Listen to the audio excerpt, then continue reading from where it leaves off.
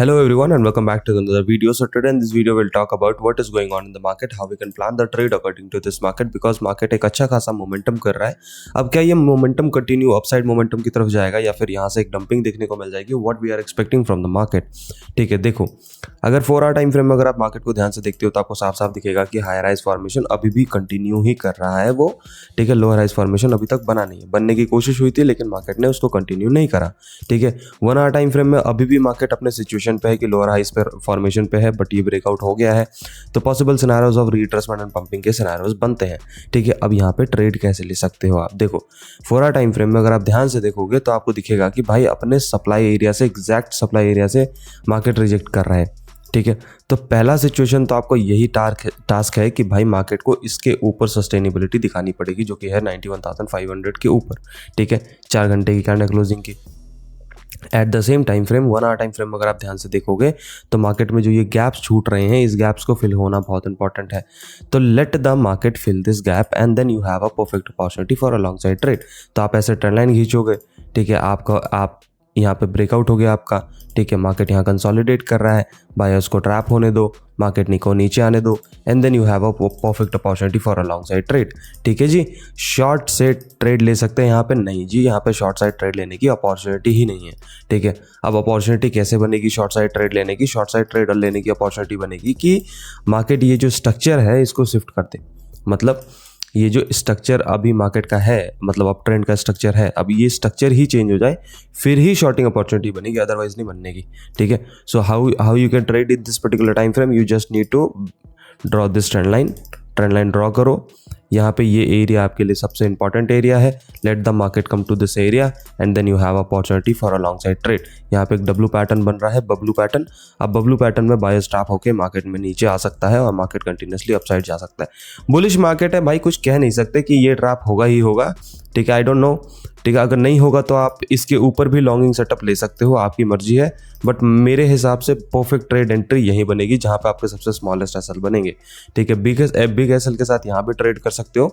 Bullish market है, बिना sir पैर के पंपिंग करता है सर, तो कहीं से भी पंप कर जाएगा. कोई भी इसका सपोर्ट नहीं है, कोई भी इसका रेजिस्टेंस नहीं है. जहाँ मर्जी इसका मन करेगा वहीं से पंप हो जाएगा.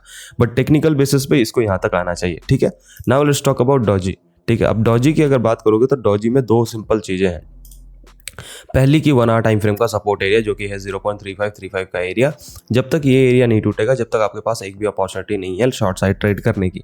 अब ऊपर से शॉर्ट कर सकते हो, डेफिनेटली कर सकते हो सर. 15 मिनट टाइम फ्रेम अगर आप ध्यान से देखोगे तो there is a consolidation happening in the market. Let the market consolidation break down होने दो.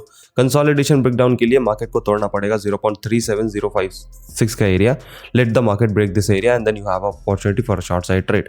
अगर ऊपर जाता रहेगा तो कहाँ तक जा सकता है, यहाँ तक जा सकता है, क्योंकि यही आपके लिए एज अ सप्लाई एरिया की तरह काम करेगा जो कि है 0.39 से लेके 0.40 के आसपास का एरिया आपके लिए एज अ सप्लाई एरिया की तरह काम करेगा. इथेरियम की अगर बात करोगे तो इथेरियम 4 आवर टाइम फ्रेम में बहुत ही गंदा दिख रहा है भाई मेरे, बहुत गंदा. ठीक है, बट अब यहाँ पे कुछ होशियार लोग हमारे ये भी कहेंगे कि भाई ये तो फॉलिंग वेज है, मार्केट में अपसाइड मोमेंटम की कोशिश कर सकता है. हाँ जी भाई, बिल्कुल कर देगा. ठीक है, बट फॉलिंग वेज और अपसाइड मोमेंटम का सिनेरियोस जब तक ही कामयाब रहेगा जब तक मार्केट इसको सस्टेनेबिलिटी दिखाता रहेगा. ठीक है, सस्टेनेबिलिटी के नाम पे तो हक देता है इथेरियम.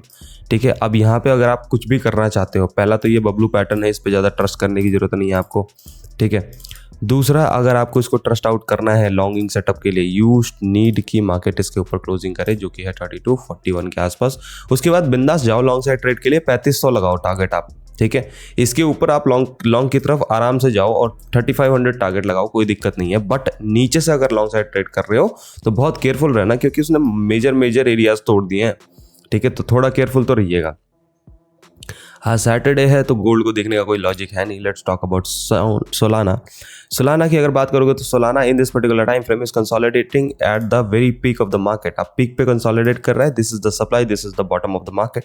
ठीक है, सप्लाई से मार्केट गिरता है और बॉटम से मार्केट उठता है. सिंपल यही लॉजिक चल रहा है अभी के टाइम फ्रेम में सोलाना में. अगर ये लेवल टूट पाए जो कि है 225 के आसपास का एरिया अगर टूटता है तो आपके पास एक अपॉर्चुनिटी है लॉन्ग साइड ट्रेड की. अगर नहीं टूटता है तो आपके पास कोई भी अपॉर्चुनिटी नहीं है कुछ भी करने की अभी के टाइम फ्रेम पे. तो ठीक है, सो आज के लिए इतना ही. वीडियो अगर पसंद आया हो तो लाइक शेयर कमेंट करना. चैनल पर अगर नए हो तो सब्सक्राइब करना मत भूलना. मिलते हैं नेक्स्ट वीडियो में, तब तक के लिए stay healthy, stay safe. Bye bye, take care.